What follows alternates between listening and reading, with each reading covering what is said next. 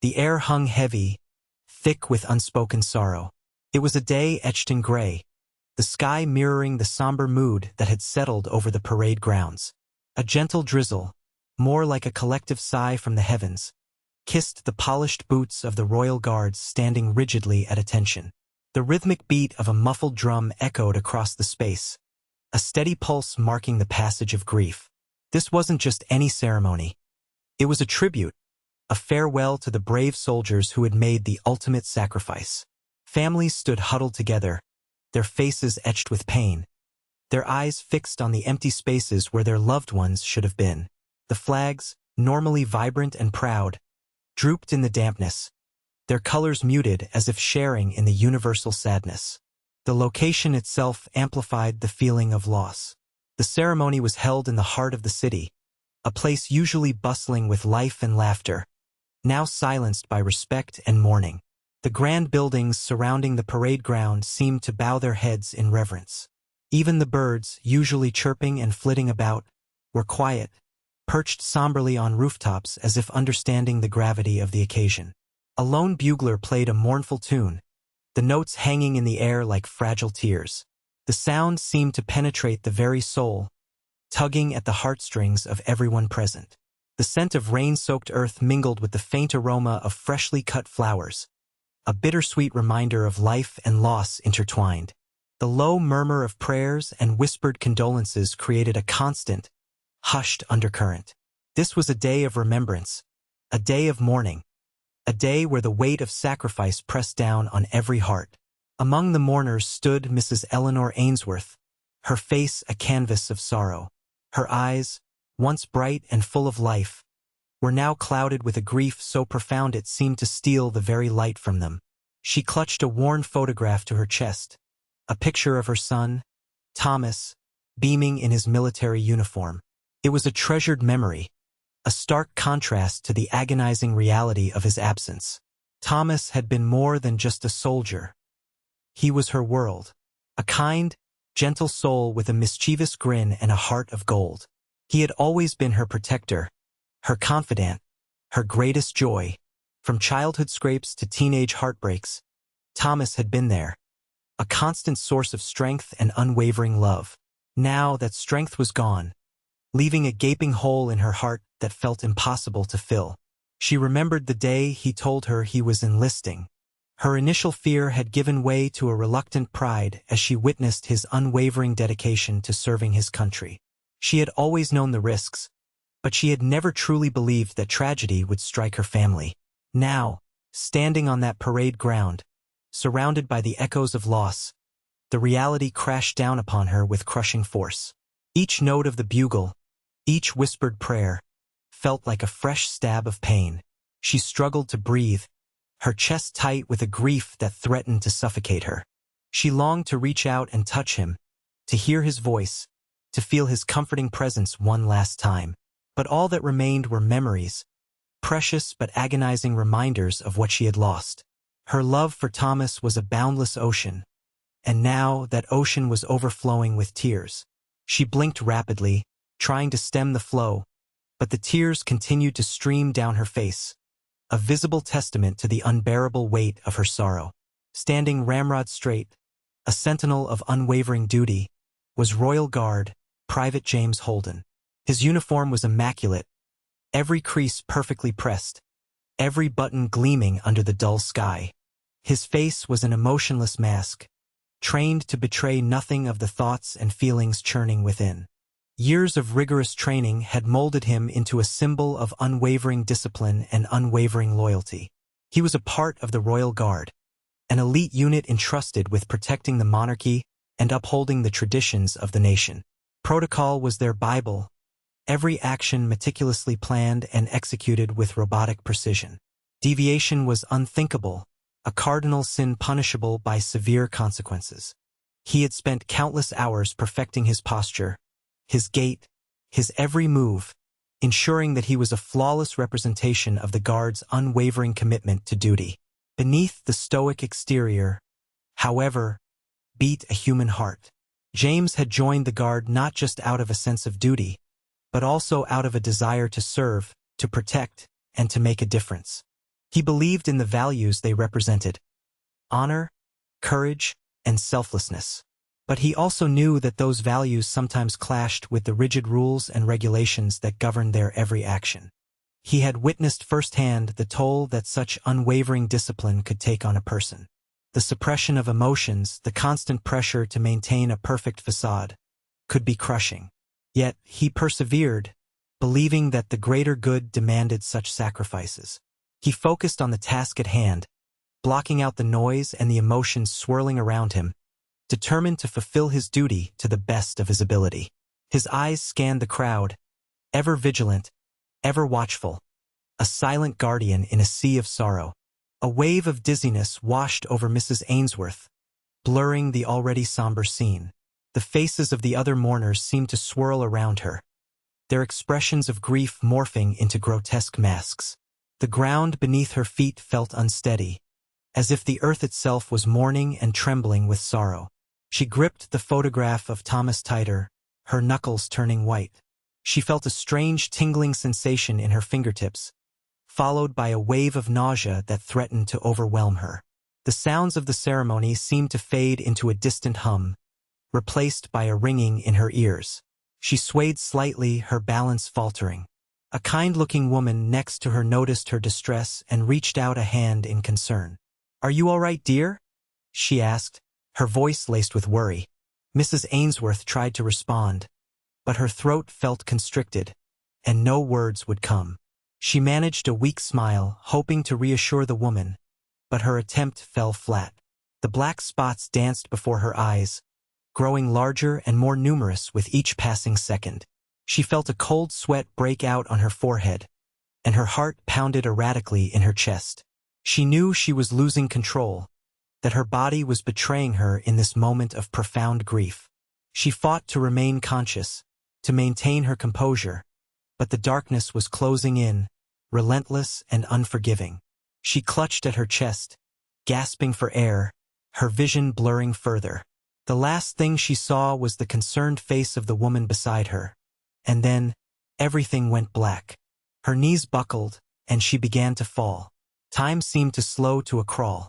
Mrs. Ainsworth's descent felt like an eternity. Her body, limp and unresponsive, tilted forward, the photograph of Thomas slipping from her grasp and fluttering to the ground like a fallen leaf.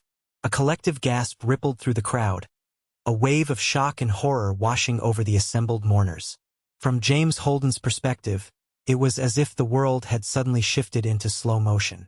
His eyes, trained to observe every detail, registered the subtle sway, the paling complexion, the desperate clutch at her chest. He saw her knees buckle, her body begin to crumple, and the photograph tumbling from her hand. The rigid training, the years of ingrained protocol, screamed at him to remain still, to maintain his position, to uphold the honor of the guard. But something else, something deeper and more primal, surged within him. It was a surge of compassion, of empathy, a visceral understanding of the woman's pain and vulnerability. He saw not just a grieving mother, but a human being in distress, a fellow soul teetering on the brink of collapse. The image of his own mother flashed through his mind, a fleeting but powerful reminder of the universal bond between mother and child. The internal conflict raged within him, duty versus compassion, protocol versus humanity. The seconds ticked by, each one feeling like an hour. He knew that if he didn't act, she would fall, potentially injuring herself on the hard ground. The consequences of breaking protocol were severe, but the consequences of inaction were unbearable. The decision, though fraught with peril, was instantaneous. He had to act. With a swiftness that belied his rigid training, James Holden moved. It was a blur of motion, a break from the frozen tableau of the royal guard. He lunged forward, his polished boots pounding against the rain-soaked ground. The precise, measured steps he had practiced for years were abandoned in favor of a desperate, instinctive sprint. He reached her just as she was about to hit the ground. With a grunt of effort, he wrapped his arms around her, breaking her fall and preventing what could have been a serious injury. Her weight, though slight, felt heavy in his arms, a tangible representation of the grief she carried. The crowd gasped again. this time in a mixture of shock and relief. All eyes were on James, the rigid lines of the royal guard broken, the unwavering protocol shattered. The silence was deafening, broken only by the gentle patter of the rain and Mrs. Ainsworth's shallow, uneven breaths. The other guards remained frozen in place, their faces impassive, their bodies rigid. They were trained to expect the unexpected, but this was beyond anything they had ever encountered. The unspoken question hung in the air. What would happen next? James held Mrs. Ainsworth securely, his heart pounding in his chest. He felt a strange mixture of fear and exhilaration. He had broken the rules, defied the protocol, but he had also done what he believed was right. He had acted with compassion, with humanity, and he wouldn't regret it. He gently lowered her to the ground, supporting her head and shoulders, his eyes scanning the crowd for assistance. The woman who had been standing next to Mrs. Ainsworth rushed forward, kneeling beside her and taking her hand. The slow-motion moment was over. The consequences were about to begin. Mrs. Ainsworth stirred, her eyelids fluttering open. She looked around, confused and disoriented. The faces surrounding her were blurred and indistinct, but she recognized the kind woman who had been standing next to her. What happened?" she mumbled, her voice weak and raspy. "You fainted, dear," the woman replied gently, squeezing her hand. "But you're all right now. This brave young man caught you." She gestured towards James, who was now standing a short distance away, his posture slightly less rigid, but still displaying the unmistakable bearing of a royal guard. A wave of embarrassment washed over Mrs. Ainsworth. She had caused a scene, disrupted the solemnity of the ceremony. She struggled to sit up, but her body felt weak and shaky. "I'm so sorry," she said, her voice filled with remorse. He glanced around, noticing the curious and concerned stares of the other mourners. He knew that his actions had not gone unnoticed, and that the repercussions would be swift and severe. His superiors were already approaching, their faces grim and unreadable. He recognized Captain Davies, a stern and unforgiving officer known for his unwavering adherence to protocol. James braced himself for the inevitable reprimand, the lectures about duty and discipline, the potential demotion or even dismissal. But amidst the fear and uncertainty, he felt a sense of peace. He had acted according to his conscience, had followed his heart, and he wouldn't trade that for anything. He met Captain Davies' gaze head-on, his chin held high, ready to face the consequences of his actions. Captain Davies stopped a few feet from James, his face a mask of controlled fury. His eyes, cold and piercing, bored into James, conveying a silent reprimand that cut deeper than any shouted words. He stood ramrod straight, his hands clasped behind his back, his posture a stark contrast to James' slightly disheveled appearance. "Private Holden," he said, his voice low and menacing, "do you have any idea what you've done?" The other guards stood like statues, their eyes fixed straight ahead, pretending not to notice the unfolding drama. But James knew they were listening, their hearts pounding in their chests, wondering what fate awaited him. "Yes, sir," James replied, his voice steady despite the tremor in his hands. "I broke protocol to assist a civilian in distress." "Distress?" Captain Davies scoffed. "That woman was simply overcome with emotion. It was a momentary lapse, nothing that required your intervention." He paused, his gaze sweeping over the assembled mourners. "You have disrupted a solemn ceremony, undermined the dignity of the royal guard, and potentially compromised national security." James remained silent, knowing that any attempt to defend his actions would only make matters worse. He had known the risks, and he was prepared to face the consequences. "Your actions will be thoroughly investigated," Captain Davies continued, his voice dripping with disdain. "In the meantime, you are relieved of your duties. Report to the barracks immediately and await further instructions." He turned on his heel and strode away, leaving James standing alone, a pariah in his own ranks. The other guards remained frozen in place, unwilling to acknowledge him. James took a deep breath, straightened his shoulders, and turned to leave. He glanced back at Mrs. Ainsworth, who was watching him with a mixture of gratitude and concern. He offered her a small, reassuring smile, then turned and walked away, his heart heavy but his conscience clear. As James walked away, another figure approached Captain Davies. This was Major General William Sterling, a man respected and feared in equal measure. He was known for his sharp intellect, his unwavering dedication to duty, and his surprising capacity for compassion. "Davies," he said, his voice calm but firm, "a word."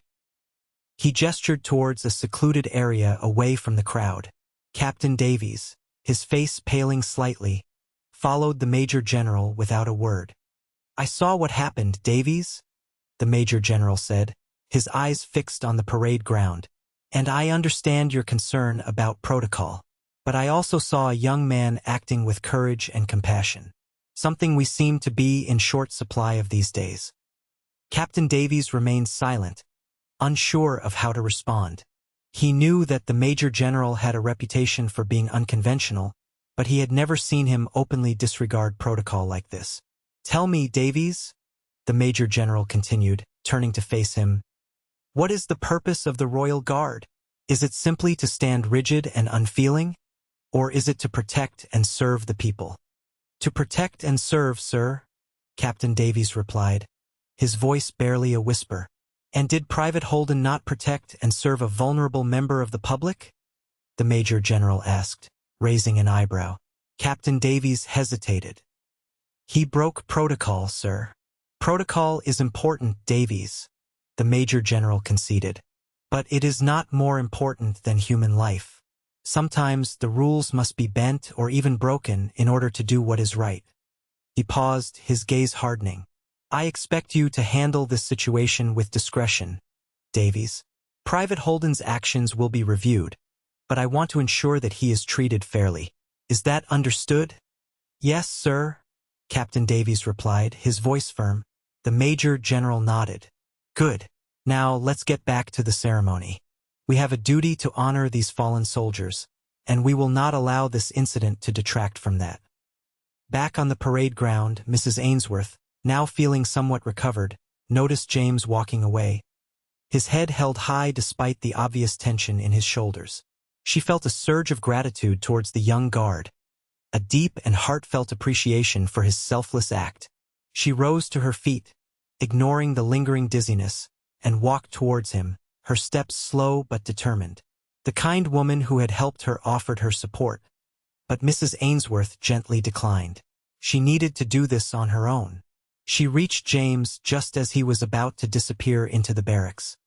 "Young man," she called out, her voice clear and strong despite her earlier weakness.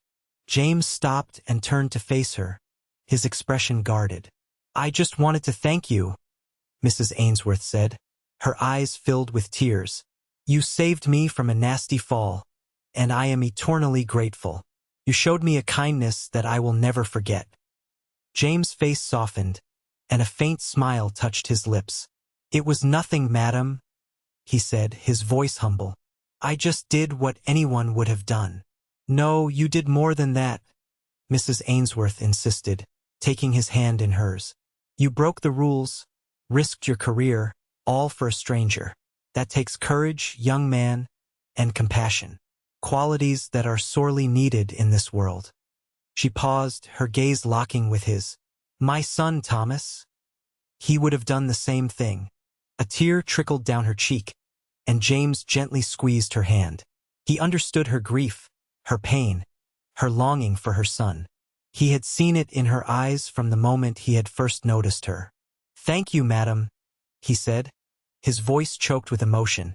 "Your words mean more to me than you know."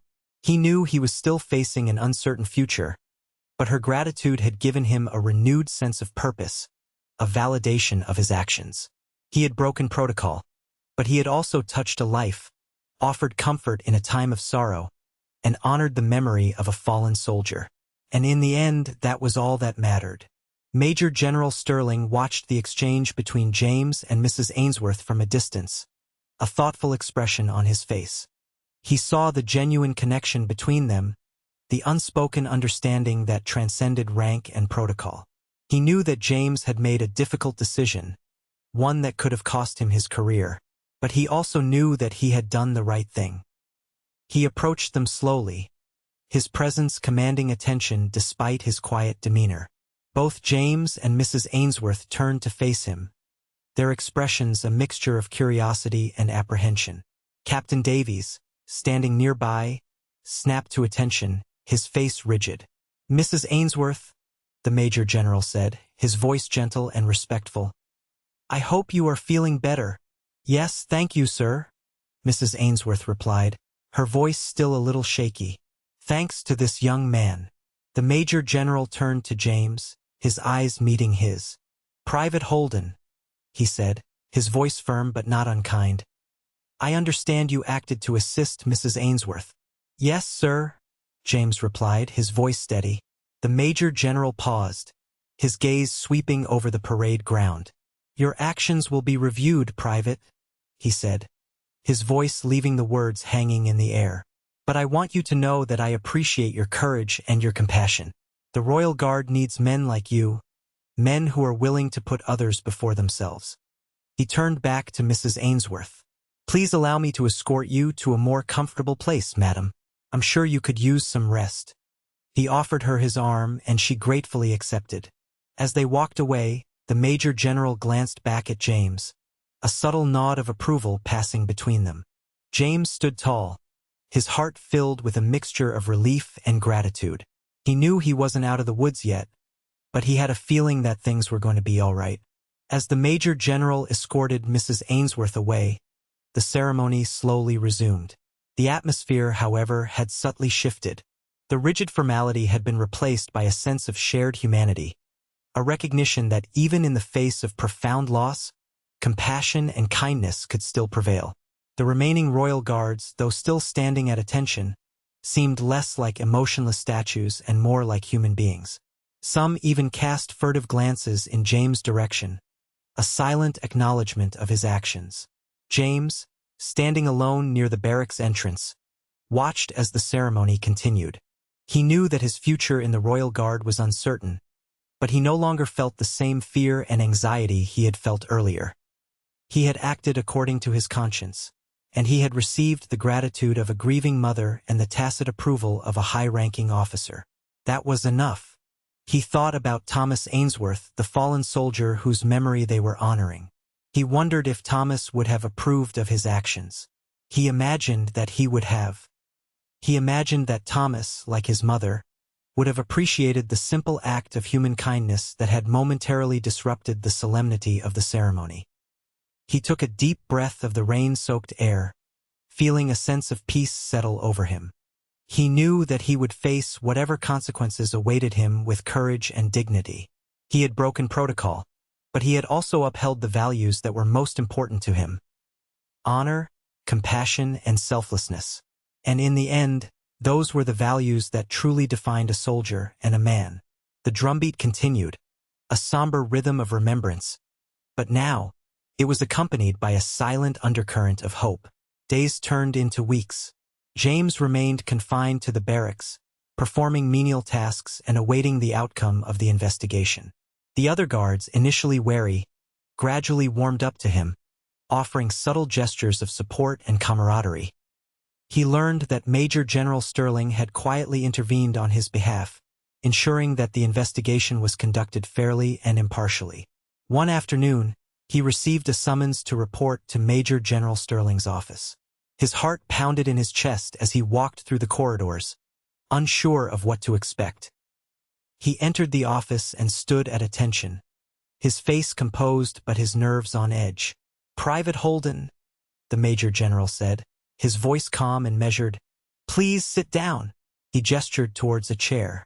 James hesitated, then sat down. "The investigation into your actions has been completed," the Major General continued, "and I have reviewed the findings carefully." He paused, his gaze locking with James. "I have decided that your actions, while technically a breach of protocol, were justified by the circumstances. You acted with courage, compassion, and a genuine concern for the well-being of Mrs. Ainsworth. James felt a wave of relief wash over him.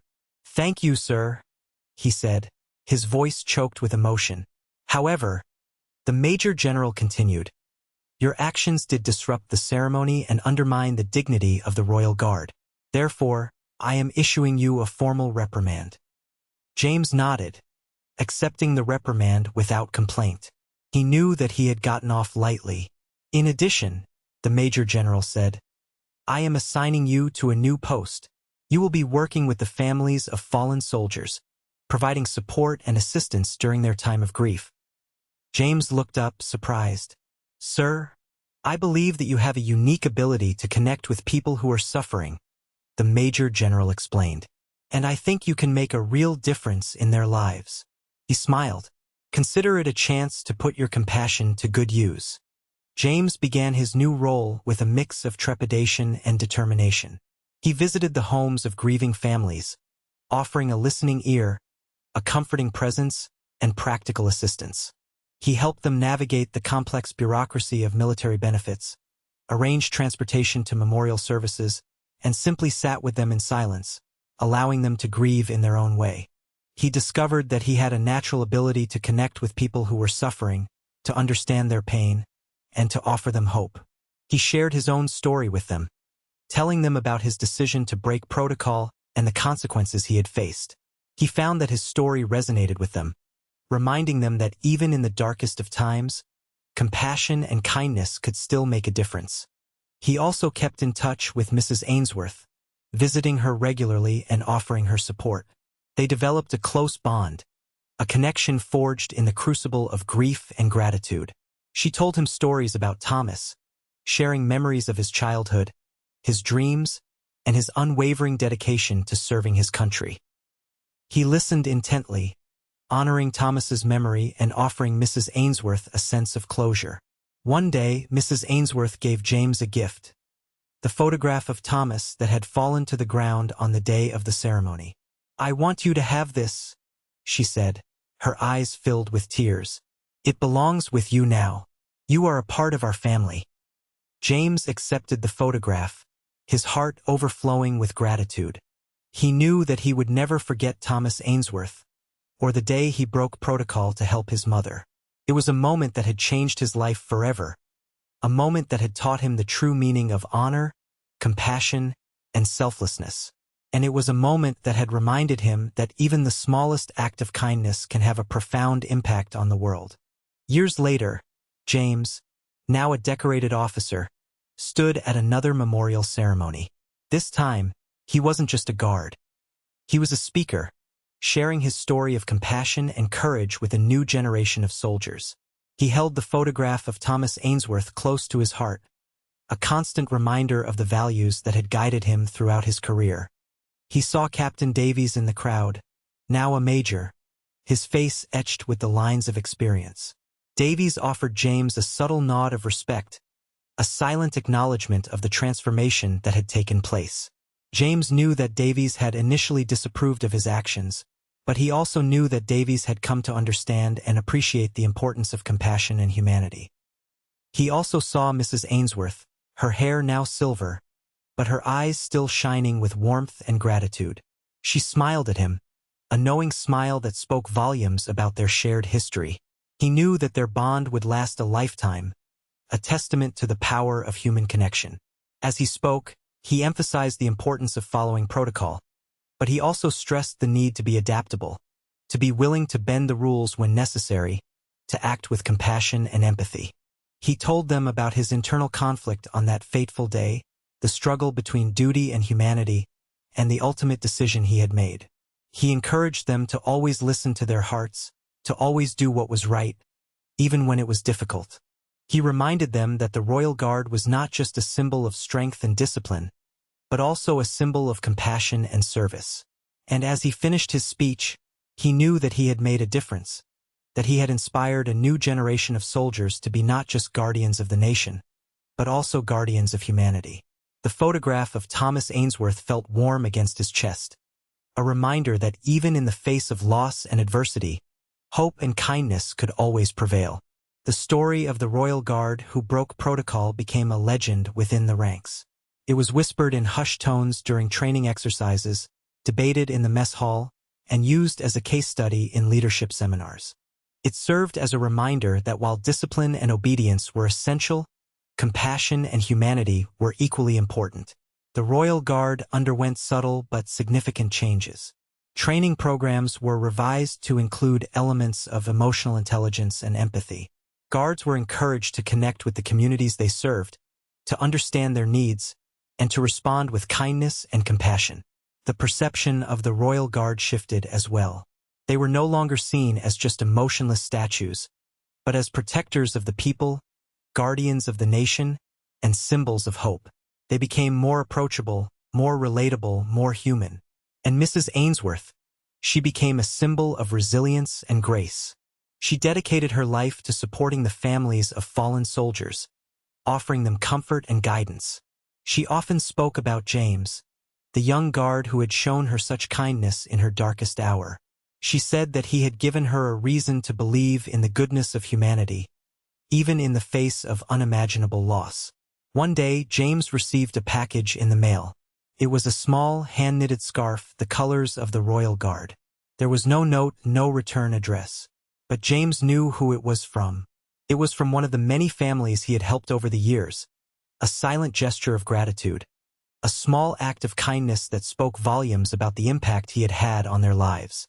He wrapped the scarf around his neck, feeling a warmth spread through his heart. He knew that he had made the right decision on that fateful day, that he had chosen compassion over protocol, and that he had made a difference in the world. And that was all that mattered.